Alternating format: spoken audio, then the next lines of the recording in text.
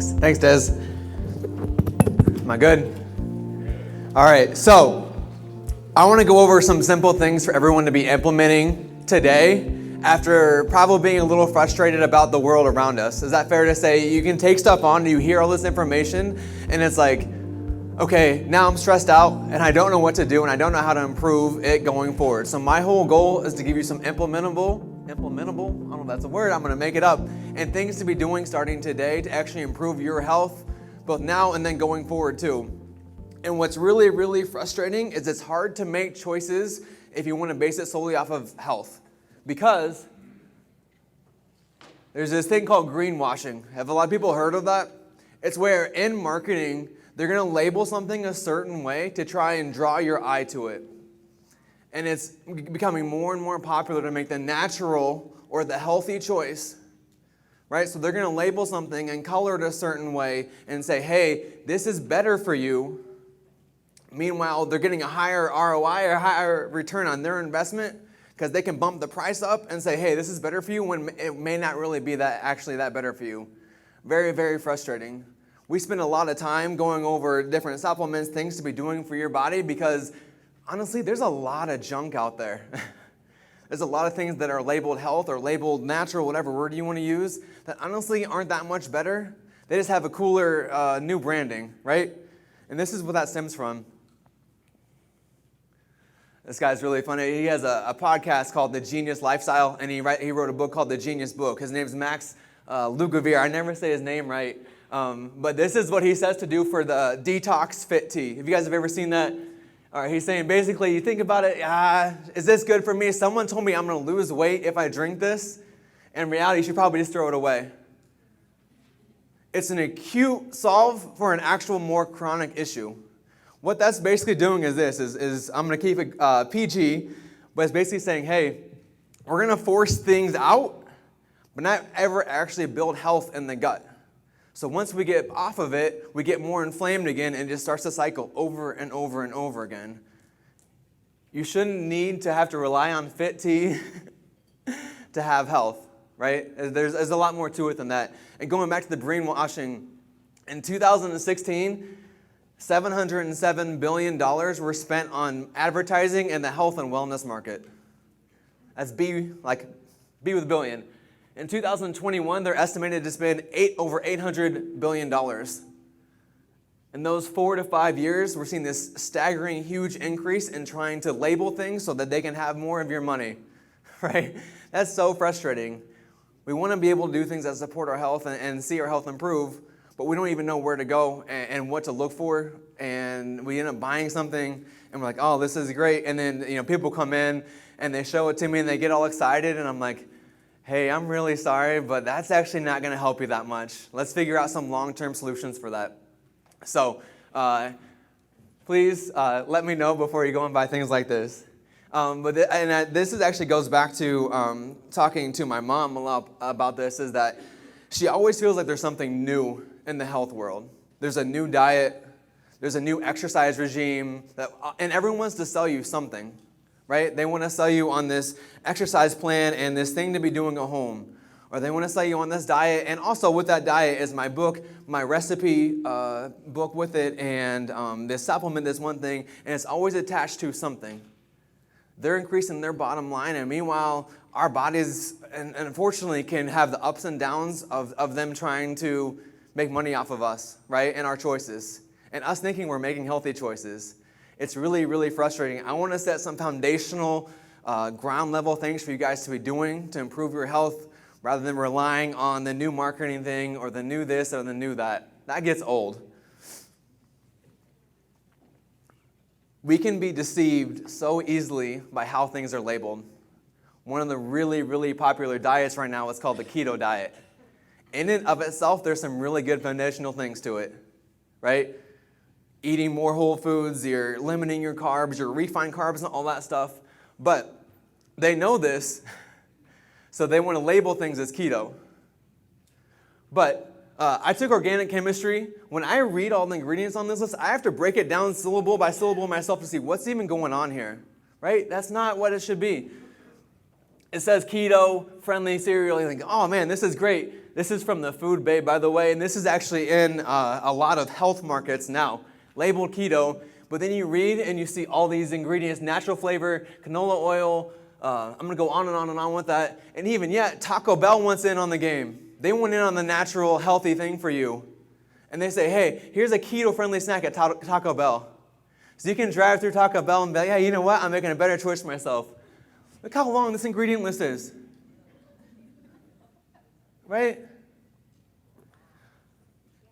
Disodium inosonate, disodium guanylate, color, extractives of, I'm going to go on and on with this. That's not real food, right? It's labeled a certain way. It makes you feel like, oh, I'm making a better choice. If there's this many things in an ingredient that is that big, we're not doing it right. People are trying to make more money to label things a certain way to say, hey, if you pay for this, you're going to be healthier. That's not how it's going to go. This is really, really frustrating for me. People are trying to say, hey, don't eat natural meat, right? Go and buy something made in the lab that supposedly is better for you. They label it with green up here. They call it the Impossible Burger and made from plants. So you get it and you think, oh man, this is great. I'm doing something better for my health. If you go to, we got Robbins here from Bear Bison. If you go to Bear Bison, what does the ingredient list say? Grass-fed bison. That's it. You go to this Impossible Burger, you got soy protein concentrate, natural flavors. So when they say natural flavors, it could literally be anything. It says natural, but there's not really anybody regulating what that actually means. So they can just say that methyl cellulose, yeast extract, protein isolate, soy, legohemoglobin. Anyway, I'm going to go on and on with this. This is so frustrating. You can go and spend a lot of money on this to think that, hey, I'm doing this for my health. And in reality, if we kept things way simpler, we'd do really, really well now and going forward. Is that fair to say? Please don't fall for the front labeling, read the ingredients and say, is this helping my health? And honestly, if it's a word like disodium inosonate and you don't even know what that means, probably a good sign that your body's not going to know what that means either. We're not going to be able to actually digest it and even be like, hey, that's good for me. I'll process that. We're going to store it. 2 things you can change immediately starting today are what we do as far as our fats and our oils and our sugar intake. Now, I hope as we've progressed here with health and talking about health, we know that not all fats are bad fats, right? But some are. Some are that toxic. And again, I'm going to go back to this again. It's the one made in a lab that are not good for you. I have a nice, easy list here for a second that's nice to be able to take a picture of so you know what to keep and what to ditch. But don't rely on the things that are made in a lab for your health. And sugar intake, there's the obvious sugars, right? We have dessert, we have cookies or whatever else it might be. But it's the hidden sugars that are so frustrating. That are literally, it's in plain sight in front of us and we don't even know to look and see what actually is going on. What is a PUFA and why does it make you feel poofy? I'm going to live on my dad jokes for today, but a PUFA is a polyunsaturated fatty acid. Basically, it's a fat that's made in a lab. Think about that with your corn oil, soybean oil, canola oil, sunflower oil, any of those vegetable type oils that are made in a lab are what's called a polyunsaturated fatty acid. And what's tough about those is we don't metabolize those well at all. Like, at all. And what our body does is this. I already moved it over here. We see something like that. We don't digest it. We don't know what to do with it. We can't pass it. So we label it a certain way, and then we have more fat cells go and surround it. I hear it so often where I just can't lose the last 5, 10, 15 pounds, right? I just get stuck here. Sometimes it isn't working out for an extra hour or 2 hours. Their diet's already really clean, whatever else it is. It's that we're carrying this toxic load, and we're not able to pass it. Our intestines have these things, this lining that kind of absorbs that. We recognize something as foreign, like a PUFA, And we say, hey, we're going to store it over here, cause inflammation, and feel poofy, feel bloated, feel strained. It is not good over time. And this is what it's like. So let's say I have something that's not good for me. We'll keep it at that. Something that's toxic. I eat it, and I can't pass it, so I store it, right? Thanks to my son for the demonstration today, by the way. I ate something else that isn't really good for me. And not only that, but from the start, as Mary was going over earlier, we have already a toxic load in our body. So we have another one, and we store it again in our intestines, right? I think you guys get where this is going. And I'm working out. I'm working out so hard every day. I'm walking and I'm talking like Kevin all day long, right? Sorry, Dr. Miller. Walking and talking like this, right? I'm working out. I'm doing my burpees. And I'm not losing this weight, right? It's still all hanging out right here. You know what? I go on a juice cleanse. And I feel like I lose weight, but I don't ever actually get rid of the toxic load in my body, right? Adds up over again. When I got sick, so for those of you who don't know, I was diagnosed with leukemia 6 years ago. And one of the things for me is I actually had a lot of heavy metal toxicity and poisoning in my body. And what was really, really cool was I went to an integrative oncology clinic that looked at my blood and did heavy metal toxicity reports to see, hey, you're high in this. Starting to sag here a little bit. You're high in this metal. Here's supplements to bind to that and actually put them out of your body. Basically healing my gut along with as I was going on my treatment plan. So finally, I would, so my wife and I were engaged at this point, and I was taking these supplements to try and bind to it, and then I would try and sweat as much as I could throughout the day. That was doing burpees or sitting in a sauna, whatever else it was, and finally, I got rid of all the toxicity. But with that, I was so toxic. At that point, I was 22, 23 years old, that I literally reeked after getting out of the sauna. I would sit in our sauna for like an hour or so, sweat as much as I could, and try and get all the toxins out. The whole rest of the day, I smelled so bad. That's my body trying to push these toxins out, trying to push all these unhealthy things out. And I couldn't brush my teeth enough. I just felt like disgusting. Thankfully, I was able to get them out of my body, but so often, I'm not going to go back and do that over again, but we just keep them here and they just stay stuck. And it's not always the extra workout or the extra whatever, the extra diet. It's that we just need to get rid of toxins and not let them accumulate and accumulate and accumulate in our body. I'm really impressed now that you talked that whole time while wandering around. I don't know if I could do that.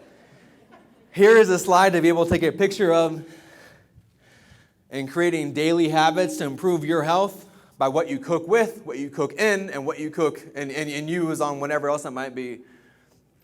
These are the only oils, more or less, that we have in our house and what we use on a consistent basis. Coconut oil, avocado oil, extra virgin olive oil, grass-fed butter, and grass-fed ghee. Ghee is basically clarified butter, so they're in the same family. Now, all of this here on the bottom, and any blend of this is made in a lab, and your body recognizes it as foreign, doesn't metabolize it, and just gets stuck in your guts. Does that make sense? These ones up here actually are health providing, give you health, and have it there for a long period of time. When you rely on those ones there in the bottom, it is tough to metabolize and continue to see health come from that.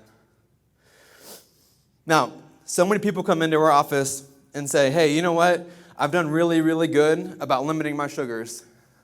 Right? My sugars are way down. I'm not eating my nightly cheesecake after dinner. I'm not having my snack of cookies, whatever else it might be. The obvious sugars are out, which is great. That's awesome. But we are so trained and ingrained in this sugar addiction culture that so much of it is hidden, and it turns on those receptors in our mouth and in our brain saying, hey, this is good. Have more of it that we don't even know. So we go out to eat, whether it's fast food, whatever else you want to say, and you get those little paper cups of ketchup. Can everyone picture what I'm talking about? With your fries or your burger, whatever else you want to say. Has anyone ever had just one of those? No, 2, 3, maybe 4, right? Pretty consistently. Each one of those little paper cups is 3.7 grams of sugar. So it's not even our obvious sugar intake. It's something like that. We're meant, typically the recommended amount of grams of sugar in a day is 24. So let's say we have 3 of those little paper cups. I'm already at 9 or 10 before I even think about dessert after having the ketchup with those fries or whatever else you want to say. You go and you have the little things of yogurt, the little grab and goes. There's like that blueberry or raspberry or strawberry swirl in it. How much of that is actually fruit and how much of that is sugar? 20 grams per serving of what most people think of as a healthy snack. I'm almost at my daily limit before I even had my snack, right? Or breakfast or whatever else you want to say.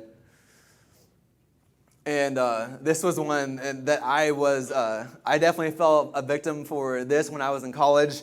I loved the Naked is the brand of the juice or smoothies. And there's one that was called the Green Monster. You can even really picture what I'm talking about. A lot of people can, right? I thought, man, I'm making the great choice. I'm going to have this for my breakfast every single time. Every single morning I would have that. Spikes your blood sugar instantly. There's no fiber with that, so you're literally just having at least 25 grams of sugar before your day even really gets going. So frustrating. We're trying to make these healthy choices. Things are labeled green. They're literally called naked, thinking that hey, hopefully I look better naked if I drink this, right? That's not health. That's not sustainable. Those aren't life-giving. They're actually taking away. And over time, it's going to add up and add up. And we drink that, and it's it gives us that. It's something that is labeled as vegetable juice or whatever you want to say. And it gives us that sugar high. And then by lunch, we're exhausted. Because our energy sources are from a sugar, and at that, not a very clean or healthy sugar. So beware of the labeling. Beware of the words like all dextrose, fructose, glucose, all the names for sugar that we don't even see. You read the ingredient list, and it doesn't outwardly say sugar or cane sugar, whatever else it is, but it says dextrose, fructose, maltose, whatever else it is. Those are just fancy names, root words for sugar. So read your ingredient list, know what to look for, and know what not to look for too.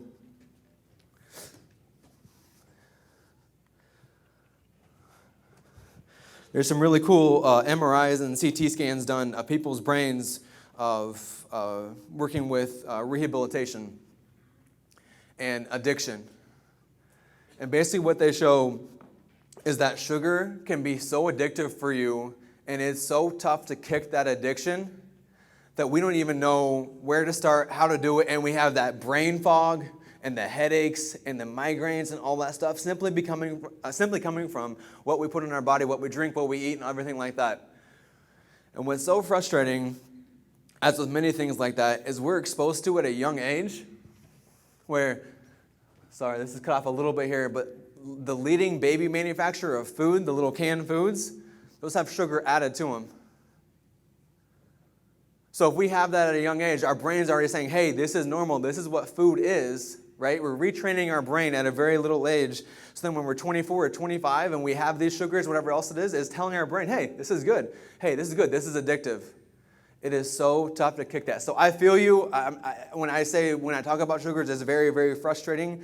And it's so ingrained in our society, in our American society, that we have to have this full pull you out of the mud, so to speak, on sugar and see that improve for you. And not only that, but we have a lot of lab-grown, unnatural sources of sugar too. Most people like pasta, pizza, things like that, right? For my internship for chiropractic school, I was in Sioux Falls, South Dakota, which is great. But I had a friend that did his internship in Milan, Italy. Not quite the same comparison for our internship. He's a great guy, and he wears one of those continuous glucose monitors. He's not diabetic, he's just a health nut and loves to see what spikes his blood sugar throughout the day. He said, here in America, if you went out and had pasta or you had whatever else it is, you'd eat it and you have this instant blood spike, even though it's a blood sugar spike. Even though it's not this outward sugar thing, your body is recognizing it as a carb.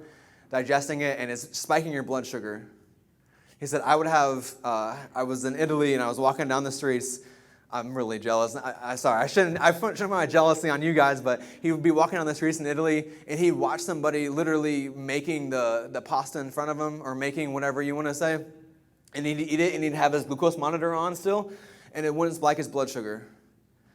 Their sources of sugar and everything like that is so much more natural than ours, so much less adulterated, right? He was able to actually eat it, process it, and his body's like, hey, this is normal, this is natural, this is what it's supposed to be. Versus us with all the sprays that we have on our food, all the ways that we grow it, all the ways that we basically turn what is something that is natural into something that's lab grown.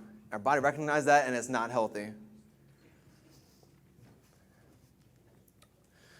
Another good picture for you guys to see here as far as what actually is improving our brain function. It's our brain that sends messages down the spinal cord, out the nerves, telling our body what to do. If we want a healthy body, we need to have a healthy brain, and it goes back and forth.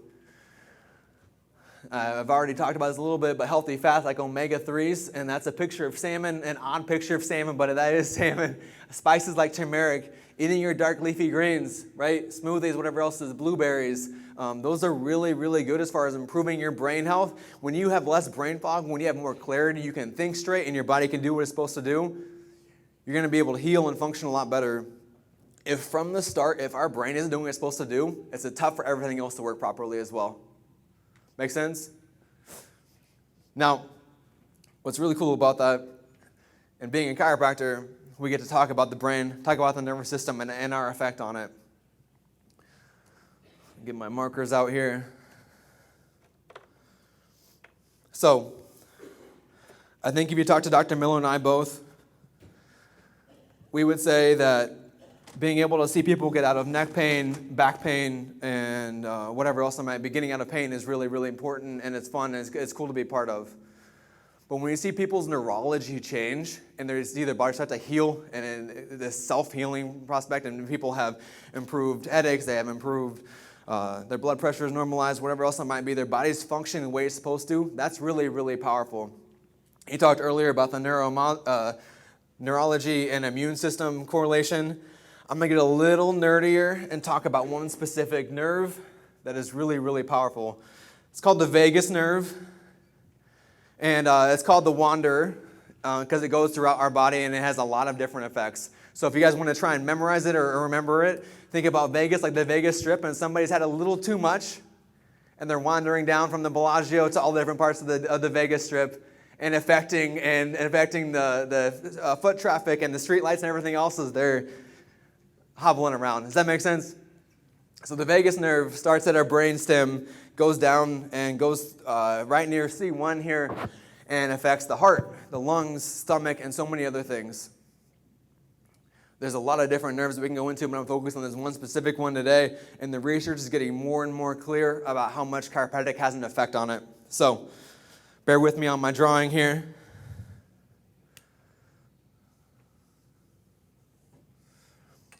All right, here's someone's base of their skull.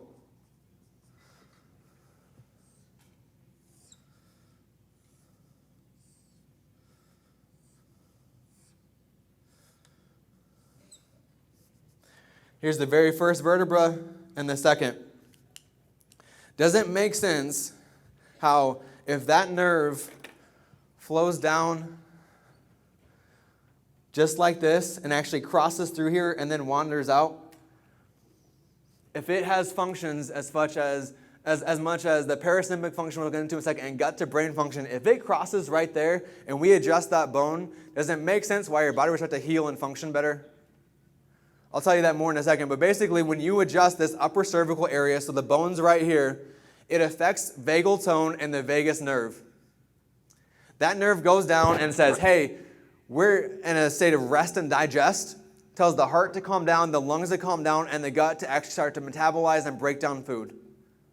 So if you were to focus on any nerve or whatever else as far as what chiropractors actually can do, yes, we can take the pressure off of one here in the mid-back or in the low back, whatever else it is. But when you adjust someone at the very top of their vertebra and they actually show they have someone wearing the heart rate monitor, you adjust them and their heart rate goes down in a healthy way.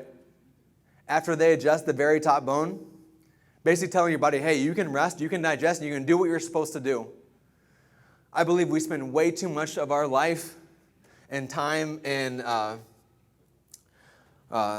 stressful state. We have two pathways here. Let me click ahead. We have our sympathetic and our parasympathetic. Our sympathetic is our stress response. I see it. I'm in the wilderness. I'm in the jungle. I see a tiger. I have two options, right? I run and I might fight. If you guys look at me, you probably think he probably should try and run. That's the correct answer. I would not bear well with that at all. I would try and run and hope I was not the slowest person in the group, right? That's our sympathetic response. How we deal with stress. Our eyes dilate. We start to sweat, and we're trying to tell ourselves, think quickly, act quickly, shut everything down, and just go. We spend a lot of our time in that because we spend a lot of our day in stress. We have poor posture. When we carry this stress all day long, whether it's mental stress, emotional stress, or whatever else you want to say, and we harbor all of that in our back, in our neck, and in the bones throughout that. And our muscles are always tight. I would say in the past year, the amount of people come in and just say, I'm just really, really tight and sore here. It's been a weird year. Is that fair to say? Right? They come in, they lay down, and then their shoulders are still here by their ears. Right? That's not normal. We spend so much of our day in a sympathetic, stressful state that we can't tell our body to actually rest and digest. Spend however many days on a computer or how many hours a day on a computer. We go and we grab lunch quickly. We eat lunch in the car, or we're on our phone while we eat lunch. Right? We come home, we sit and watch TV while we eat dinner. We never actually let our body just fully clock out and think, okay, I'm okay, I can heal, I'm here, right? My body's healing. There are health hackers, biotech companies, whatever else you want to say, that are spending millions and millions and millions of dollars on how to stimulate the vagal nerve and vagal tension. Basically saying, how can we get more people into a parasympathetic response? The really cool part is when you come in and get adjusted, that's already a health hack, right? You don't have to wear anything. You don't have to put anything special on. You have to go and spend hundreds of dollars on something. You come in and get adjusted. You're actually telling your body, hey, we're good. Let's rest and digest. I call it rest and digest because it's our body's way to actually say, I'm going to close my eyes and actually start to process what's happened. We spend so much of our day trying to get to work. We're late. We need coffee to wake up, or we need an energy drink to wake up. We eat lunch as quickly as we can. Odds are it may not be a very healthy lunch because we're just in a stressful state. And when we're stressed out, we don't make good choices, including food, right? We have a stressful afternoon. We go home. We have kids basketball, kids whatever, kids that, and we got something at work. We got meetings at work. We got a stressful boss. I'm talking fast because it's all stressful, right? And then finally hits the weekend, and it's like, okay, I'm just going to absolutely crash, and we do it over and over and over again. We have to make time to actually de-stress, unwind, and see your body heal the way that it's supposed to. One of the best ways to do that is to get adjusted. I love what I do, and I love what I get to do. I love seeing people improve and see their health improve, and I think that there's a lot more to it than getting out of pain. I think we're really, really good at that, right? I think chiropractic is set up to help you get out of pain, but there's a lot more to it. There's a heck of a lot more to it. And if you're not spending the time to exercise and to defile everything going on in your brain, if you're not meditating, if you're not praying, if you're not doing whatever else it is to try and help your body to calm down and get to where it's supposed to be, it's going to be a continual state of stress. And you're going to talk fast like I just was because it's stressful, right? Thank you all for coming here today. Take time for yourself. You matter, right? Self-care is not selfish. Do what your body needs and let it be able to process what's happening and do well and be well. Thank you.